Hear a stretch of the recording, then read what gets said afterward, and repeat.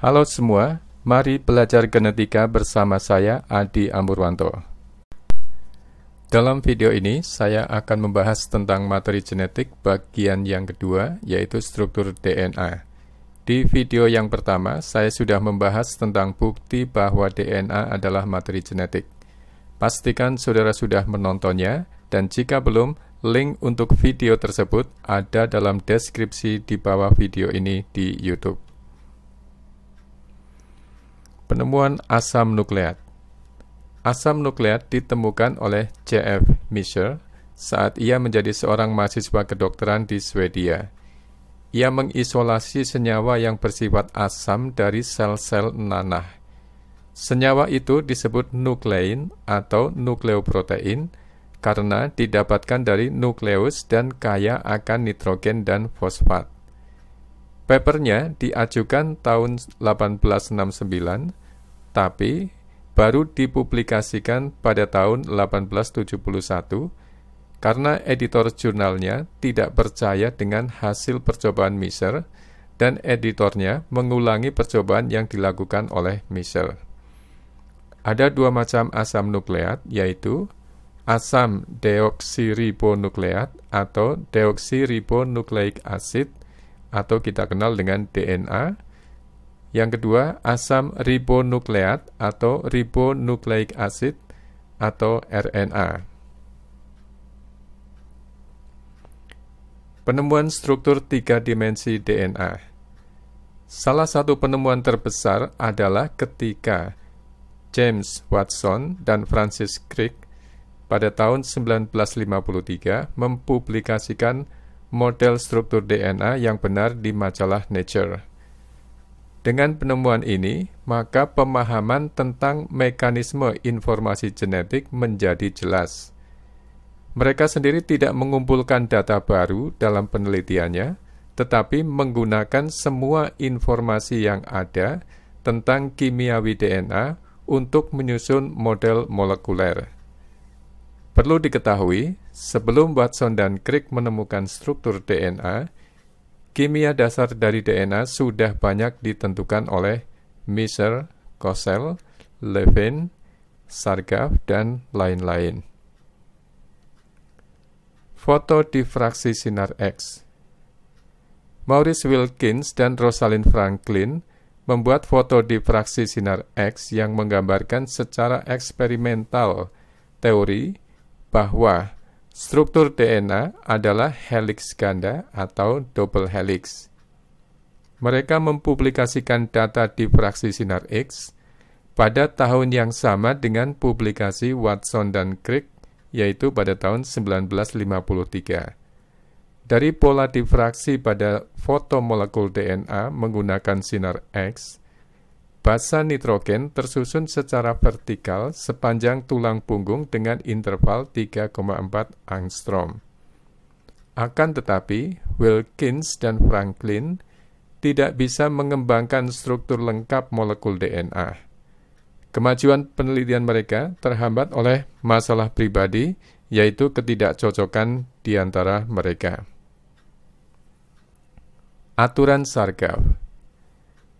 Analisis kimia kandungan basa nitrogen pada molekul DNA dari banyak organisme dilakukan oleh E. Sargaf pada tahun 1950. Rasio pasangan basa yang ditemukan Sargaf yaitu adenin sama dengan timin, guanin sama dengan sitosin. Rasio konsentrasi adenin plus timin ke guanin plus sitosin bervariasi dari spesies ke spesies. Struktur DNA. DNA tersusun dari dua untai nukleotida yang komplemen dan antiparalel yang membentuk untai ganda. Yang dimaksud dengan komplemen adalah untai yang satu dan untai pasangan sesuai dengan aturan pasangan basa dari Sargaf, yaitu jika untai yang satu adenin, maka untai pasangannya adalah timin. Demikian juga jika untai yang satu guanin, maka untai satunya adalah sitosin. Antiparalel artinya jika untai yang satu arah 5,3, maka untai satunya arahnya adalah 3,5. Struktur DNA dibagi menjadi 3 berdasarkan kompleksitasnya, yaitu struktur primer, sekunder, dan tersier. Struktur primer mengacu ke struktur nukleotida dan bagaimana nukleotida bergabung bersama. Struktur sekunder mengacu ke konfigurasi 3 dimensi yang stabil, struktur helix yang dikerjakan oleh Watson dan Crick. Struktur tersier merupakan pengaturan pengepakan yang kompleks dari helix ganda DNA dalam kromosom. Dalam video ini hanya struktur primer dan sekunder yang akan dibahas. Struktur tersier dibahas dalam materi biologi molekuler. Struktur primer DNA. Struktur primer DNA terdiri dari rantai nukleotida yang digabungkan bersama dengan ikatan fosfodiester. Nukleotida DNA merupakan molekul yang sangat panjang sehingga disebut makromolekul. Sekalipun ukurannya besar, struktur DNA cukup sederhana. DNA merupakan polimer, yaitu rantai yang tersusun dari banyak unit berulang yang digabungkan bersama. Unit berulang DNA disebut nukleotida, yang masing-masing tersusun dari 1 gula, 1 fosfat, dan 1 basa nitrogen. Gula pentosa 5 karbon. Gula pada asam nukleat adalah gula pentosa yang memiliki 5 karbon dengan nomor 1, 2, 3, dan seterusnya. Gula pada RNA adalah ribosa yang memiliki gugus hidroksil atau OH yang menempel ke atom karbon nomor 2. Sedangkan gula DNA adalah deoksiribosa yang mempunyai atom hidrogen H pada posisi tersebut, sehingga memiliki lebih sedikit atom oksigen, kurang 1 atom oksigen. Perbedaan ini yang menyebabkan namanya menjadi DNA dan RNA. Tambahan atom oksigen pada nukleotida RNA membuat RNA lebih reaktif dan secara kimia kurang stabil dibandingkan dengan DNA. Untuk alasan ini, DNA lebih sesuai sebagai penyimpanan jangka panjang informasi genetik. Perhatikan gambar gula pentosa ini, posisi atom karbon nomor 2. Itulah sebabnya DNA disebut deoksiribosa, karena kekurangan 1 atom oksigen pada atom karbon nomor 2 dibandingkan dengan RNA. Basa nitrogen. Komponen kedua nukleotida adalah basa nitrogen yang terdiri dari 2 macam, yaitu purin dan pirimidin. Setiap purin terdiri dari cincin 6 sisi yang menempel pada cincin 5 sisi. Sedangkan pirimidin hanya terdiri dari cincin 6 sisi. Baik DNA maupun RNA mempunyai 2 purin, yaitu adenin dan guanin, yang berbeda pada ikatan gandanya dan pada gugus yang menempel ke cincin 6 sisi. 3 pirimidin umum pada asam nukleat, yaitu sitosin, timin, dan urasil. Sitosin ada baik pada RNA maupun DNA, tetapi timin hanya ada pada DNA, dan urasil hanya ada pada RNA. Ketiga pirimidin berbeda pada gugus atau atom yang menempel ke atom karbon dan cincin dan dalam jumlah ikatan ganda dalam cincin. Perhatikan gambar basa nitrogen ini. Sitosin, adenin, guanin ada baik pada DNA maupun RNA. Timin hanya ada pada DNA, dan urasil hanya ada pada RNA. Yang memiliki 2 cincin dengan 5 dan 6 sisi adalah purin. Pada nukleotida, basa nitrogen selalu membentuk ikatan kovalen dengan atom karbon nomor 1 dari gula. 1 gula deoksiribosa atau 1 gula ribosa jika bergabung bersama basa nitrogen disebut nukleosida. Gugus fosfat. Komponen ketiga dari nukleotida adalah gugus fosfat yang terdiri dari 1 atom fosfat yang terikat ke 4 atom oksigen. Fosfat ditemukan pada setiap nukleotida dan seringkali membawa muatan negatif yang membuat DNA menjadi bersifat asam. Gugus fosfat selalu terikat dengan atom karbon nomor 5 dari gula dalam nukleotida.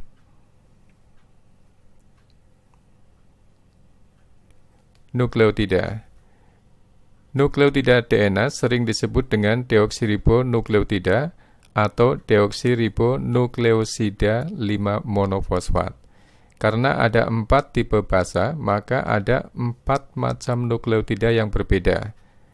Hal yang sama juga untuk nukleotida RNA yang disebut ribonukleotida atau ribonukleosida 5 monofosfat. Molekul RNA kadang mengandung tambahan basa yang langka yang memodifikasi 4 basa yang umum. Polinukleotida.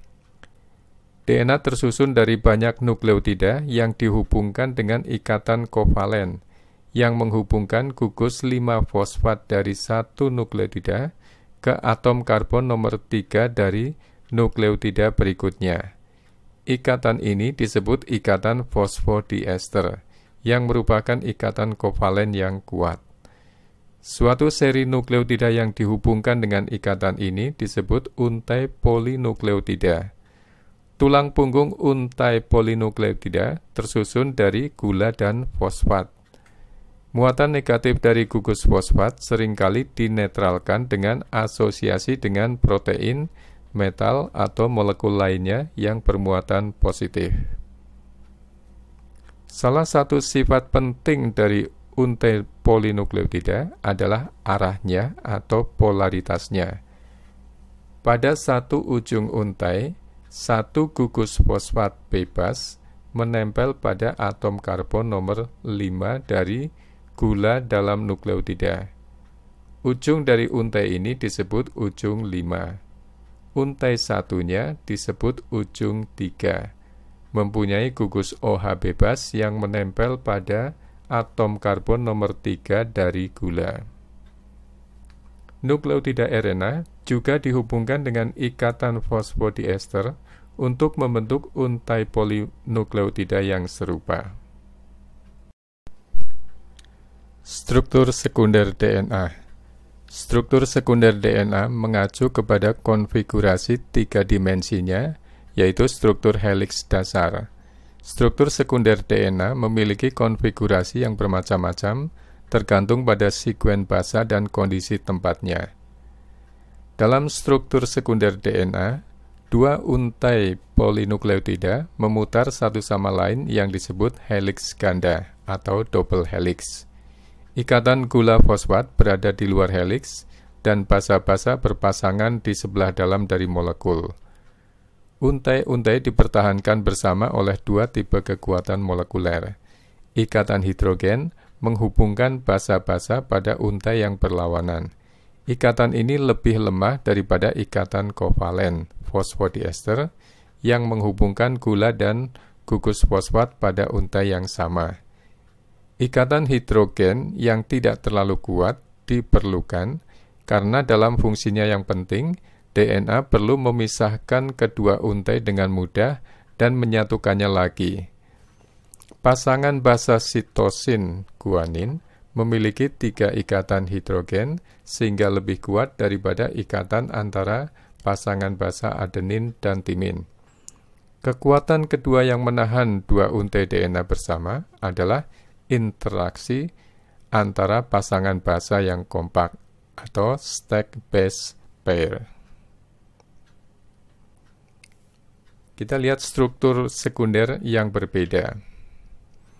Ada DNA tipe A, B, dan Z. Sekarang kita lihat DNA bentuk B. Ini merupakan model DNA menurut Watson dan Crick dan paling banyak dijumpai. Terdapat pada larutan dengan konsentrasi garam rendah sekitar 10 pasangan nukleotida per putaran. DNA bentuk A. Terdapat pada larutan dengan konsentrasi garam yang tinggi atau dalam kondisi dehidrasi. Mempunyai 11 pasangan nukleotida per putaran. jarang dijumpai in vivo. DNA bentuk Z berlawanan dengan bentuk B dan A. Pada bentuk Z, double helix memutar ke kiri. Struktur tulang punggung gula fosfat mempunyai pola zigzag. Dengan demikian, berakhirlah pembahasan kita tentang struktur DNA. Dan jika masih ada yang kurang paham, silahkan diulang atau direview sampai saudara benar-benar paham.